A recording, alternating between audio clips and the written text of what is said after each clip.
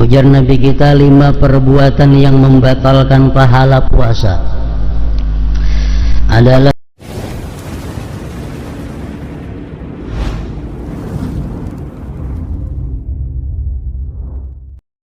Bismillahirrahmanirrahim.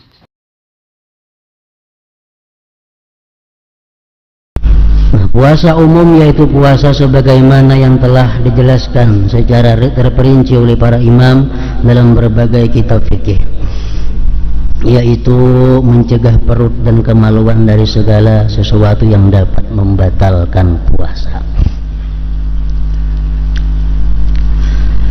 Puasa khusus yaitu mencegah seluruh anggota tubuh dari perbuatan dosa. Sebab menurut bahasa, kata saum, puasa, berarti mencegah seluruh anggota tubuh dari berbagai maksiat, adalah kewajiban yang harus selalu ditunaikan.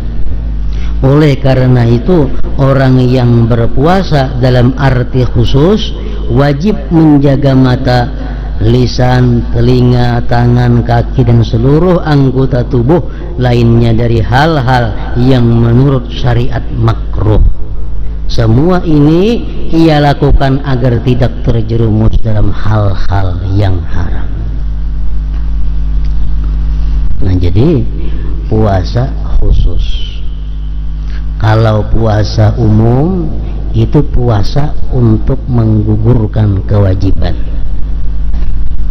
Artinya dengan adanya kita puasa umum, kita sudah kada dituntut oleh Allah lagi, lepas sudah kewajiban.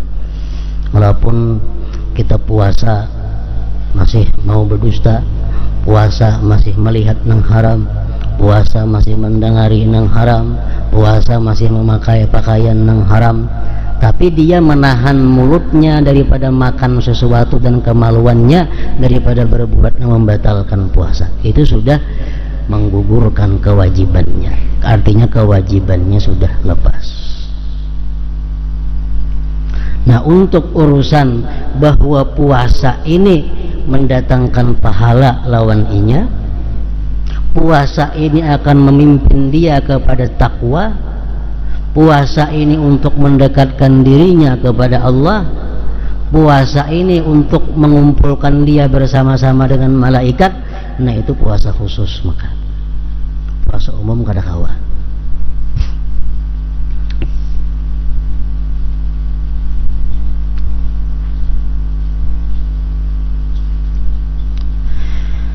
Pada waktu berbuka hendaknya ia juga mencegah perutnya dari memakan berbagai makanan yang syubhat. Bahkan ia tidak memperbanyak makan meskipun makanan itu halal. Sebab tujuan puasa adalah untuk mengusungkan perut, menghilangkan keinginan nafsu, dan melemahkan kekuatannya, serta meneladani para malaikat yang memiliki kedudukan yang dekat dengan Allah dan suci dari berbagai keinginan syahwat. Dengan cara demikian, orang yang berpuasa akan menjadi dekat pula dengan Allah sebagaimana para malaikat itu. Menurut perkataan para ulama, Allah menciptakan malaikat. Malaikat hanya disangui akal.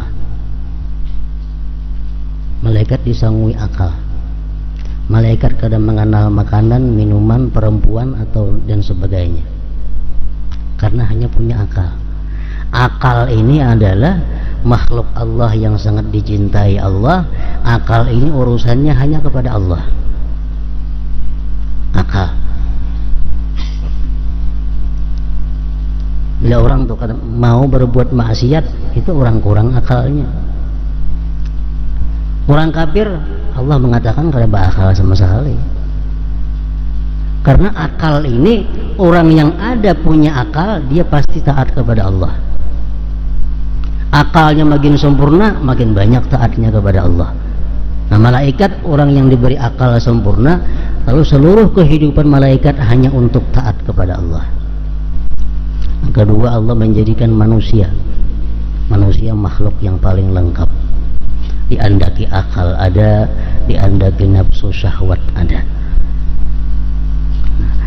Yang ketiga adalah hewan atau binatang, makhluk Allah yang kada diletakkan akal, yang kada dibebani hukum, kada dibebani syariat. Binatang kada ada syariat, kada ada hukum. Nah, cuma diandaki syahwat nafsu. Binatang pikirannya cuma makan, guring, kawin, berjalanan, nggak itu aja.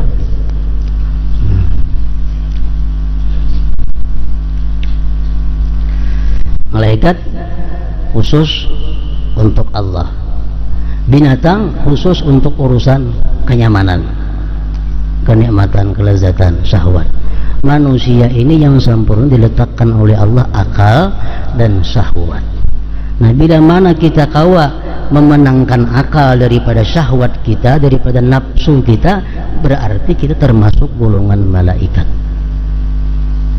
Kita kawa mengutamakan akal daripada nafsu syahwat, kita utamakan akal, nah berarti kita termasuk golongan malaikat.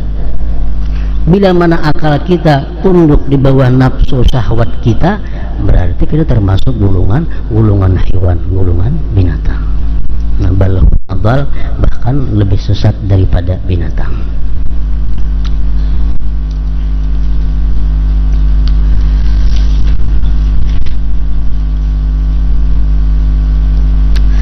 Rasulullah sallallahu alaihi wasallam bersabda, khamsun yukthirna as-shaim, al-kadhib wal ghibah wan namimah wal yamin al kadhibah wan nadhratu bisyahwah. Ujar Nabi kita, 5 perbuatan yang membatalkan pahala puasa adalah dusta, ghibah, namimah mengandung domba, sumpah palsu, dan pandangan dengan syahwat. Pandangan dengan syahwat. Hadis riwayat Jabir dari Anas. Arti pandangan dengan syahwat itu maitihi nang apa aja, maitihi nang apakah nang apakah, akhirnya timbul syahwat kita. Nah itu mesti maitihi gambar ya? Ada maitihi manusianya, mesti maitihi tipiha, cuma syahwat kita timbul. Nah, itu membatalkan pahala puasa. Bishr bin Al-Haris rahimahullah meriwayatkan bahwa Sufyan rahimahullah berkata, ghibah akan merusak puasa.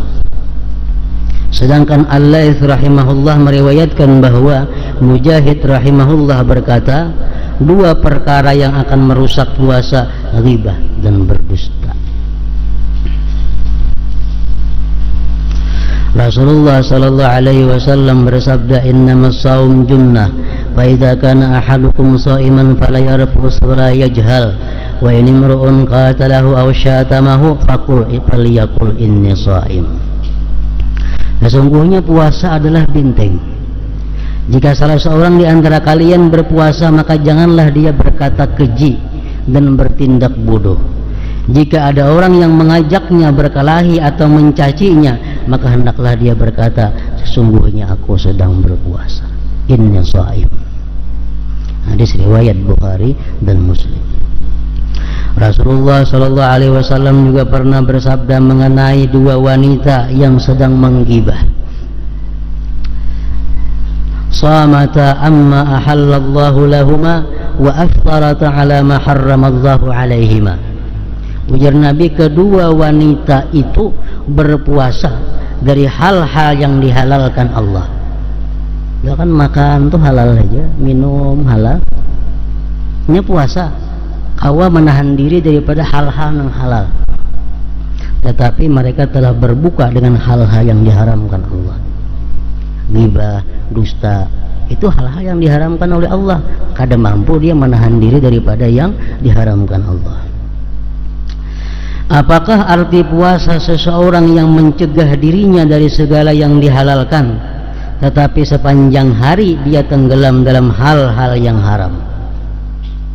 Apakah arti puasa seseorang yang mencegah dirinya dari segala yang dihalalkan, tetapi sepanjang hari dia tenggelam dalam hal-hal yang haram? Dia ibarat orang yang membangun sebuah gedung dengan cara merubuhkan seisi kota. Yang orang yang puasa saben Senayan Kamis, puasa hari sunat, puasa hari putih, puasa-puasa kawa menahan diri daripada makan makanan, minum-minuman yang halal. Tapi dia kadang mampu menahan dirinya daripada melakukan maksiat yang diharamkan Allah. Ini sama ngarannya maulah rumah tapi merubuhkan gedung, merubuhkan seisi kota. Rasulullah sallallahu alaihi wasallam bersabda, "Kam min shaimin laisa lahu min shaumi illa al-ju' wal 'atash." Berapa banyak orang yang berpuasa tetapi tidak memperoleh sesuatu dari puasanya kecuali rasa lapar dan haus.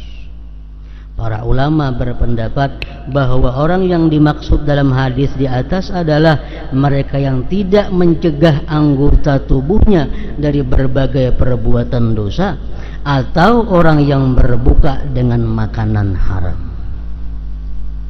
Puasanya bagus seharian, kada kau melihat nang haram nang makruh, kada mendengar nang haram nang makruh, bagus. Tapi begitu buka puasa, buka dengan makanan yang haram. Nah, sama juga artinya. Hanya bernilai haus dan lapar. Para ulama menganjurkan agar kita tidak makan terlalu banyak ketika berbuka, walaupun halal. Seseorang yang terlalu banyak makan ketika berbuka tidak akan mampu mencapai tujuan puasa dengan sempurna, karena rahasia puasa dan ruhnya adalah untuk melemahkan kekuatan nafsu yang menjadi jalan syaitan untuk menjerumuskan manusia. Demikianlah puasa kaum salihin al-abrar. Jadi para ulama mengatakan bahwa orang yang puasa khusus itu ada 8 perkara yang mesti dilakukannya. Pertama, menjaga diri daripada hal-hal yang membatalkan puasa, makan, minum, yang umum. Yang kedua, ghaddul basar wa kafuhu anil ittisa' bin nazar ila kulli ma yudhammu wa yukrah, menahan mata daripada memandang kepada yang dicela dan dibenci oleh agama.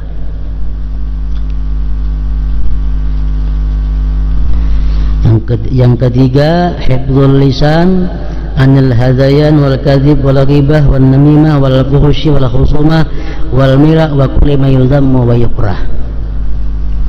Yang ketiga, menahan lisan daripada berkata-kata ceroboh,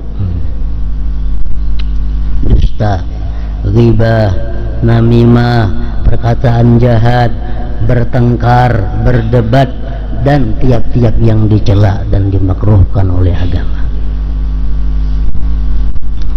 Yang keempat, kafus sama anil isra ila kulli ma yudhammu wa yukrah, menahan, mencegah pendengaran daripada mendengari yang dicaca, yang dicela, yang dicaci oleh agama. Yang keempat, kaffu baqiyatil jawarih anil asam, mencegah seluruh anggota tubuh daripada dosa. Batis, tangan, rambut, semuaan ditahani daripada melakukan dosa. Ini puasa nang supaya dapat pahala. Yang kelima, yang keenam, an la yastaksira minat ta'amil halal waqtal iftar, bahwa dia tidak memperbanyak makan yang halal pada waktu berbuka puasa.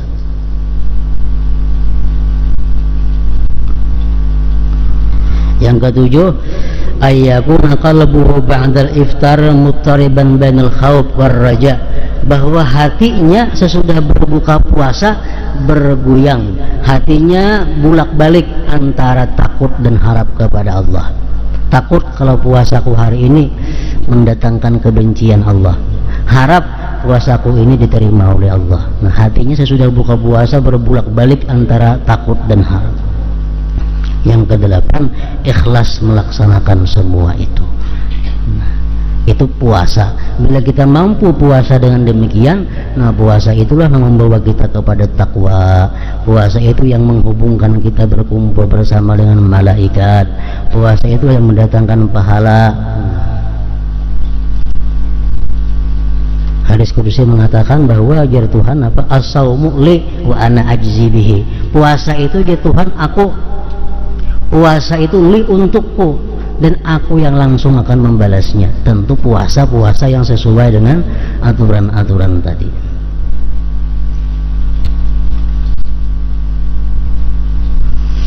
Adapun puasa kaum al-muqarrabin, yaitu puasa mereka yang khususul khusus, puasa ini dilakukan dengan menahan hati dari segala keinginan yang tercela, pikiran duniawi, bahkan segala sesuatu selain Allah. Jadi walhasil kesimpulannya, kalau puasa ini hendak mendapatkan puasa khusus itu adalah caranya kadada lain selain daripada jangan bagaul, nawan jangan keluar rumah. Karena bila bagaul tapandir, bila tapandir pasti ada menyambat sesuatu nang kada baik. Makin lawas bapandiran makin banyak nang kada baiknya. Nah, bagaimana di rumah apa? Menahan mata, menahan telinga, menahan anggota tubuh. Karena kalau teka tanah auratlah terbuka, melihat nang haram lah, mendengar nang haram lah. Jadi kalau puasa itu kita makin banyak berdiam di rumah, makin sedikit bergaul kepada orang, makin banyak harapan diterima oleh Allah Subhanahu wa ta'ala.